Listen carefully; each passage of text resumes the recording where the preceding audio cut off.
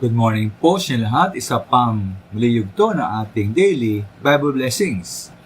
Pamagat po ng ating araling ngayong umaga ay ang ating manlilikha. Ang ating manlilikha. Ang Biblia po, minamahal, ay ang salita ng Diyos. At bilang nanggaling sa Diyos, maasahan po natin na sadyang uunahin ng Diyos. May sulat doon ang mga mahalaga. Kundi man mga pinakamahalagang kartohanan na nais niyang ating malaman at pahalagahan. Kaya ano po sabi po ng unang bersikulo ng Biblia bilang salita ng Diyos?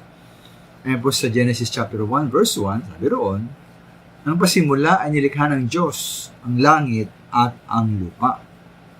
At mula po sa maikling bersikulong ito, ating makikita ang ilang mga napakahalagang katotohanan. Una nga po na ang Diyos ay naroon bago pa ang lahat ng bagay.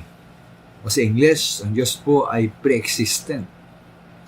At bilang pre-existent, masabi po natin na siya rin ay walang hanggan. Ikalawa po na ang Diyos ang lumikha ng lahat ng bagay. Walang bagay o tao dahil lahat ay nilang lamang na nanatili at sapat sa kanyang sarili. Lahat po tayo ay nakadepende, dapat umasa lamang sa ating Diyos. At yung po Diyos mga minamahal din bilang manilikha ay makapangyarihan.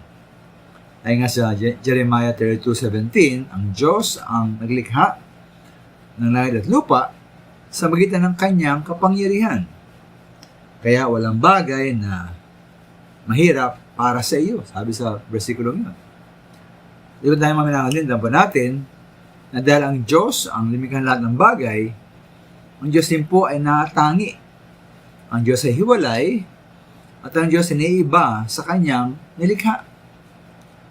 At di ba halaga minamahal ang mga kaloob ng Diyos, ngunit ang Diyos lamang dapat nating lubos na pahalagahan at sambahin. Hindi po ang mga bagay-bagay na gawa lamang ng Diyos.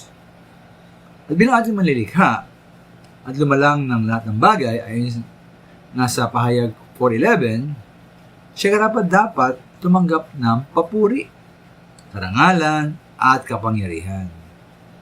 Ay sa gustuhan ng Diyos, ang lahat ng bagay ay nilalang at pinapanatili. Kaya naman, at damo naman bilang Diyos na manlikha natin, ating dapat siyang purihin, ating sundin, at ating paglingkuran. Siya po ang Diyos na ating manlilikha. Maraming salamat po.